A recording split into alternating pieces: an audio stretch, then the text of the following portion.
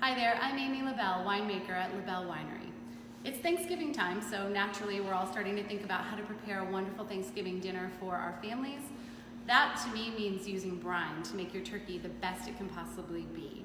I actually use brining all year long to make any lean meats that I cook with more moist and flavorful, but especially at Thanksgiving you want to consider brining your turkey, and there are two ways to do that. Let's talk about both. First, let's talk about dry brining. In dry brining, you can use the LaBelle Winery Winemaker's Kitchen Brine Seasoning Blend. It has 18 spices and herbs in it already, so the work is done for you. In a dry brine, you're just covering a piece of lean meat. In this case, we're using bone-in chicken breasts.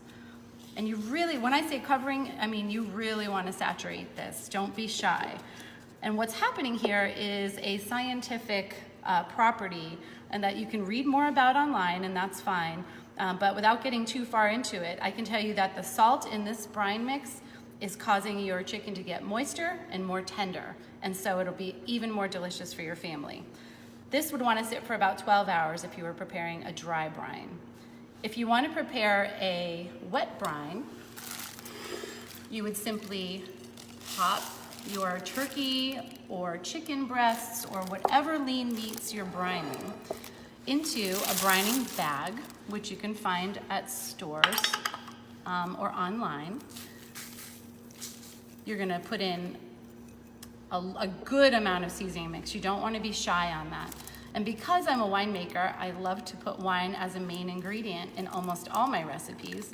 I'm gonna go ahead and cover these in wine. In this case, we're using our dry apple wine. LaBelle Winery dry apple wine is a great example of how fruit wines can be not too sweet. This wine is actually completely dry, a beautiful expression of New England apples. So we're gonna add wine to our brine mix.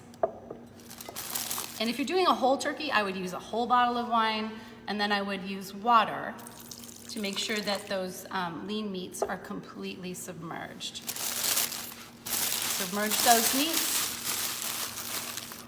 and you'd want to keep this in your refrigerator for at least overnight, if not 24 hours for a full turkey.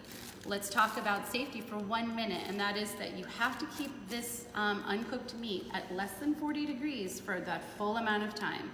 I wouldn't trust putting it out on your back porch in a cooler because you're never going to be sure that that meat was at a safe temperature. So the best way to do this is in your fridge if you can clear the space. Let this sit for 24 hours. Take it out, don't rinse it. Pop it right in your roasting pan on your roasting rack and cook it for the recommended amount of time. And you're going to have the most delicious turkey for your family and friends. Happy Thanksgiving from LaBelle Winery.